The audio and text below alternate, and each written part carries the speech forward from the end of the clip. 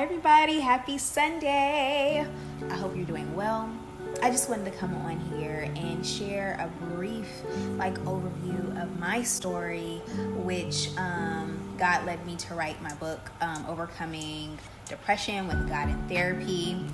I think that it's a huge stigma still in the world regarding Christians and therapy. Well, let me backtrack. Regarding mental health in general and therapy in general, there is a stigma there in itself. Many people are against seeing a therapist because they look at it as, oh, I'm crazy if I go to a therapist. I don't want to talk to this person. They don't know who I am. And, it's so many stereotypes with therapy. And I think there's a lot of confusion behind the scenes that causes this huge stigma against the mental health professions. But therapy, in my opinion, is in a sense similar to going to see a doctor. When you go to your primary care physician, you're going because either it's a checkup, a physical checkup, or because there is actually something wrong. You're having this type of symptom and it's making me feel uncomfortable, so I need to go see what this is so that I can get treatment and feel better. So that's the same with the mental health profession. It may not be a physical element, but it's an internal element. So, okay, something is off.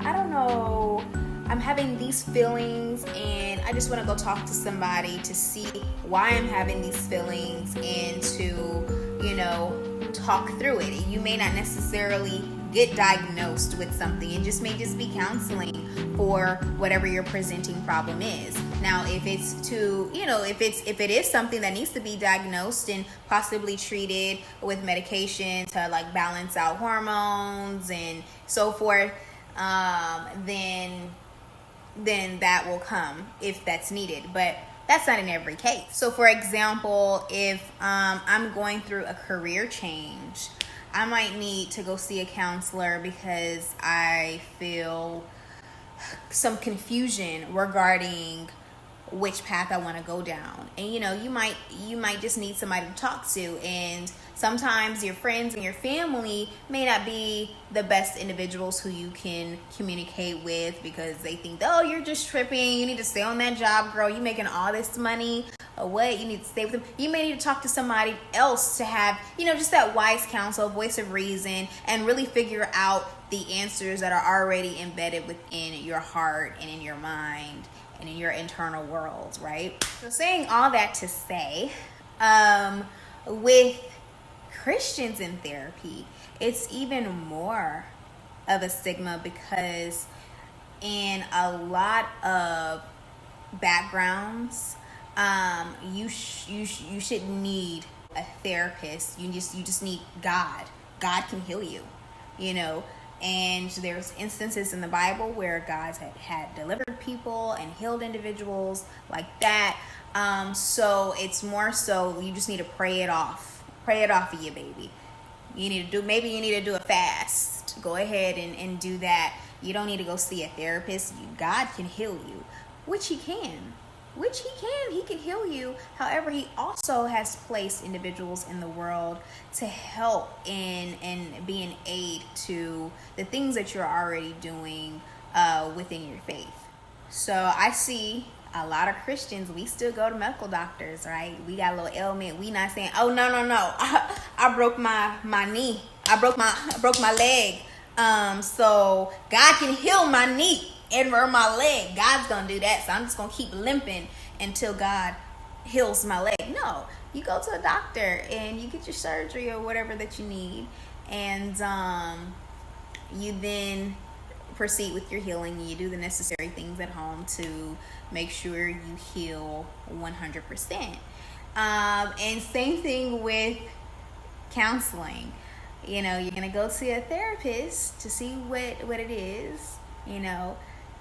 Gain some healing or some insight into the issue, and then you continue to do the work on your own at home with the skills that you also gained with counseling. And I think a lot of individuals feel like when we use other resources as a Christian that we're doubting the Lord and we're doubting that he can heal us.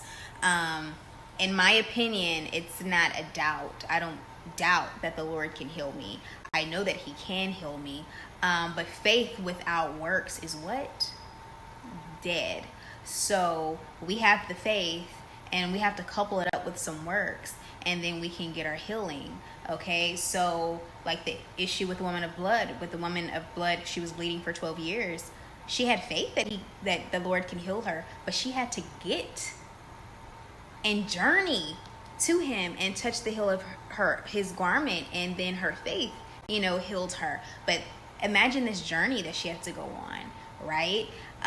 So same thing with our own walk and our own internal issues. We're going to have faith coupled up with our work. So we believe that the Lord can heal us, but he's also given us the resources and tools that we can utilize to help us be healed. Now, in certain cases, God literally has delivered people from situations without getting any help.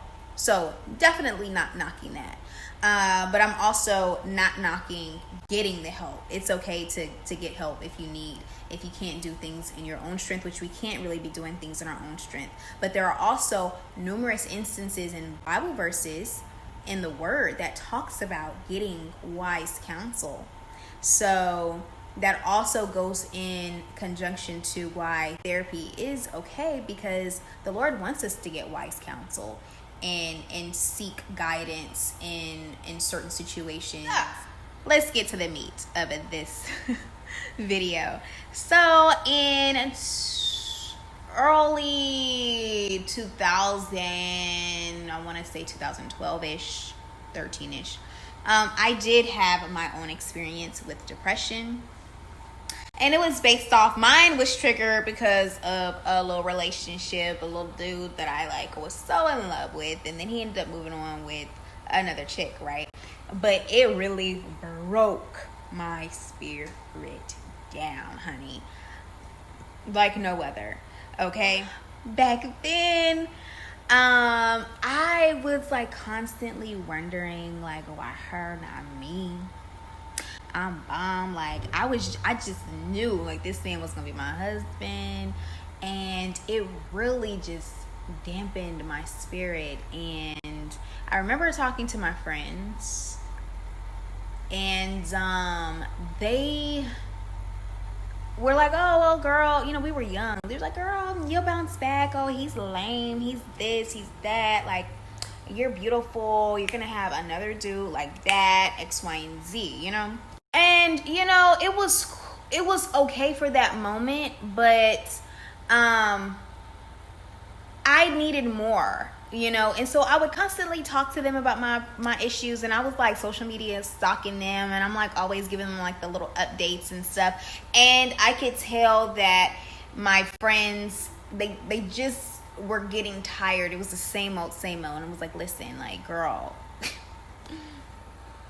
relax, stop looking at his stuff, just move on. He's moved on, get it together. And in hindsight, the burden that I was carrying was more that they could bear, and everybody is not meant to carry certain burdens, because they literally physically and mentally cannot.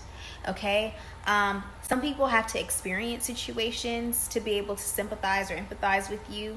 Some people have to be able to go through it in order to give you tips on how to get through it.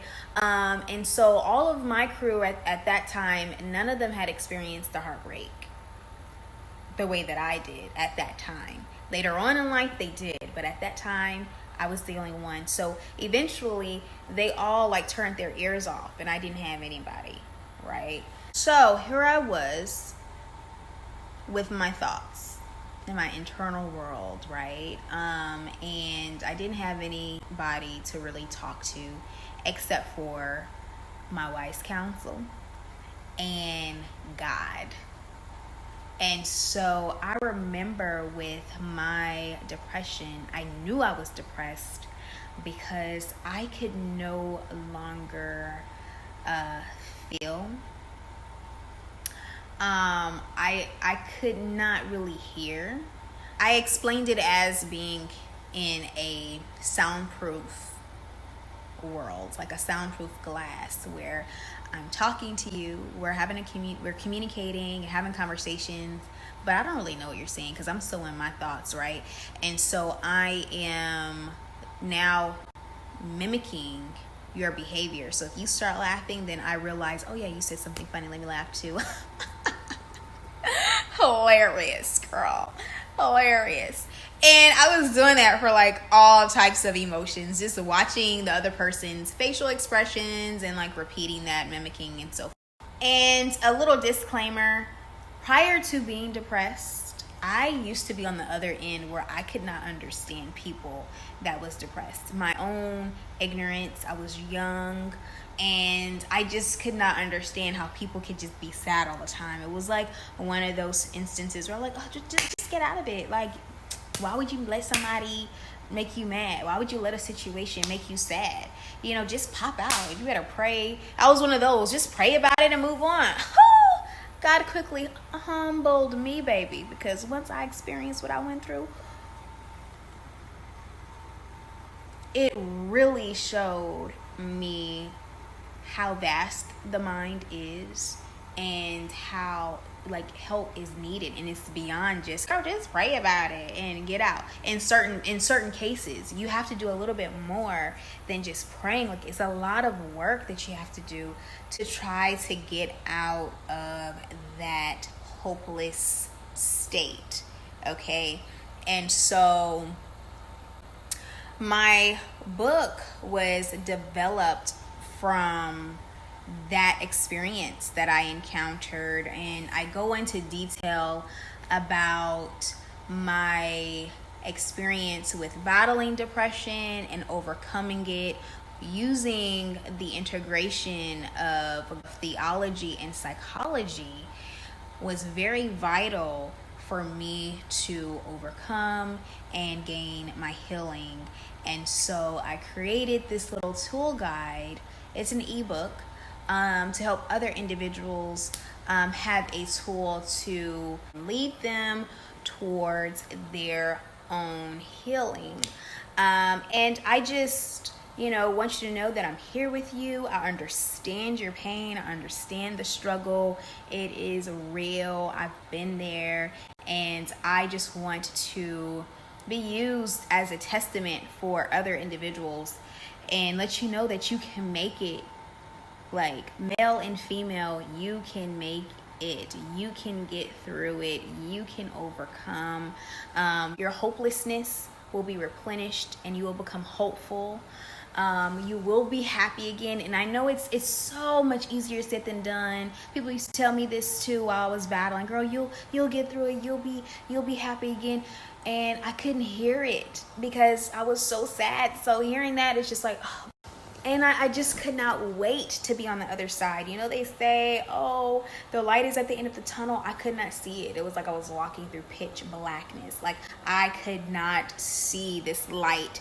And I knew it had to be there somewhere. But I'm like, Lord, I don't know how long it's going to take me to get there. Please speed up this process.